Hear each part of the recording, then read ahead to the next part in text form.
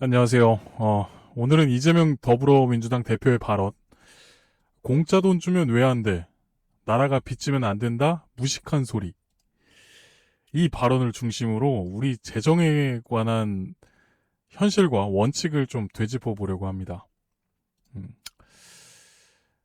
비판을 위한 비판이 아닌 합리적 의심과 미래 세대에 대한 고민이고요. 어, 이재명 대표 발언부터 한번 보도록 할게요. 이재명 대표는 최근 유세에서 대한민국은 공짜로 국민에게 주면 안 된다는 희한한 생각을 하고 있다고 말을 했습니다. 그리고 국가 부채가 50%가 채 안 되는데 왜 걱정하냐. 선진국은 110%가 다 넘는다고 주장했죠. 그래서 빚을 내도 된다라고 말을 했는데 표면적으로는 맞는 말 같지만 숫자 뒤에 숨어있는 디테일은 전혀 다른 이야기를 하고 있습니다. 디테일이 중요한 이유가요. IMF 기준으로 부채는 이미 우리나라 2025년 기준으로 일반 정부 부채 비율이 54.5%로 예상이 됩니다.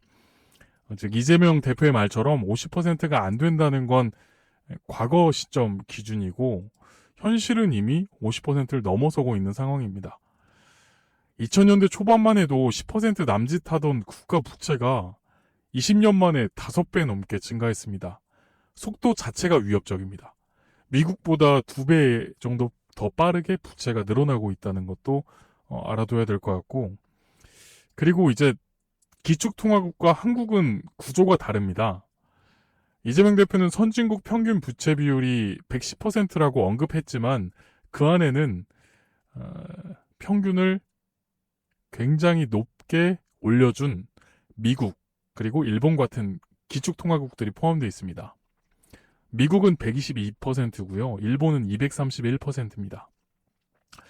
이 나라들은 이제 달러, 엔화, 그리고 유로화 같은 이제 세계가 믿는 통화를 가진 나라들이고 부채가 많으면 사실 통화를 찍어서 버틸 수 있는 구조입니다.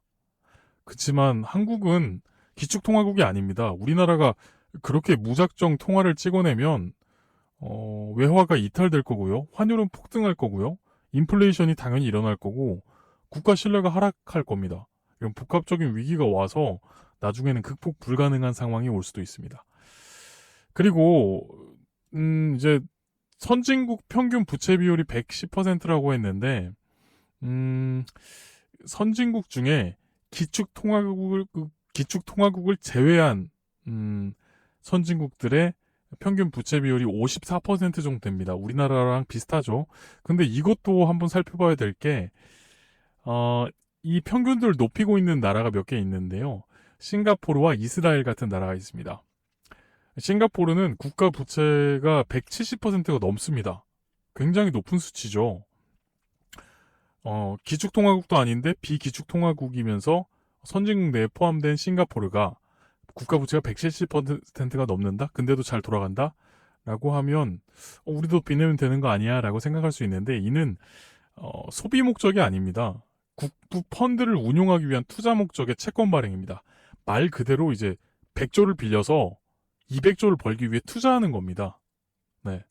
그래서 100조 빌려서 내가 수익이 더 많이 나면 이자 갖고도 수익이 내 돈이 되니까 그러려고 이거를 회계상 부채로 측정이 돼서 그런 거지 싱가포르는 건전합니다. 그리고 이스라엘이 또 이제 70% 정도 부채 비율인데 현재 전쟁 중입니다. 그 하마스 중동 갈등으로 국방비랑 이제 뭐 복구비 이런 게 폭증하면서 일시적으로 부채가 늘어난 것이죠.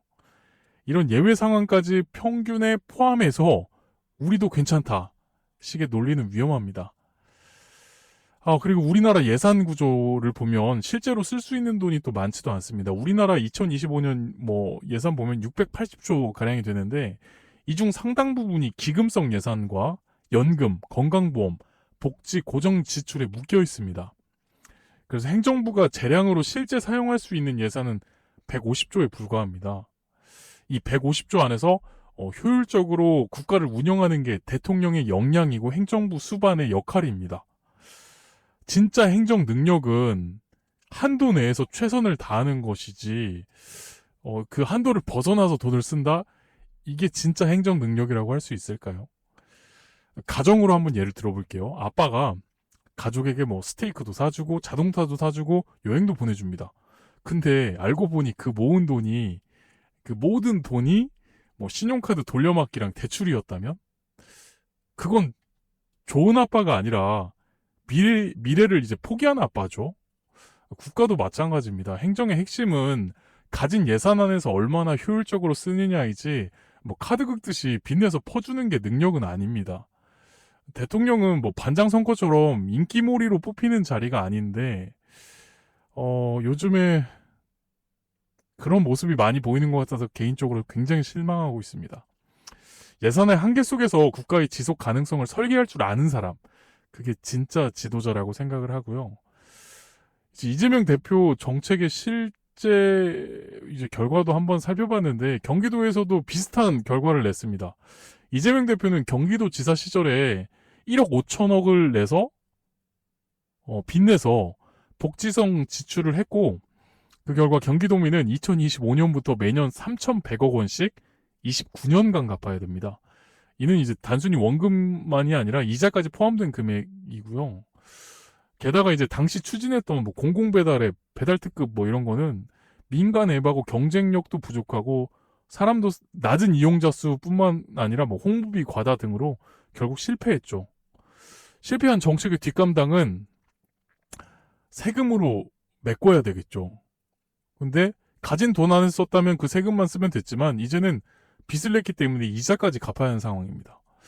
지금이 이제 위기인지 정치적 퍼주기인지 구분을 해야 될 때가 된 것 같고요. 물론 진짜 우리나라가 위기여서 돈을 풀어야 하는 상황이라면 이게 예컨대 대공황 수준 정도의 국가적 붕괴 상황은 돼야 됩니다.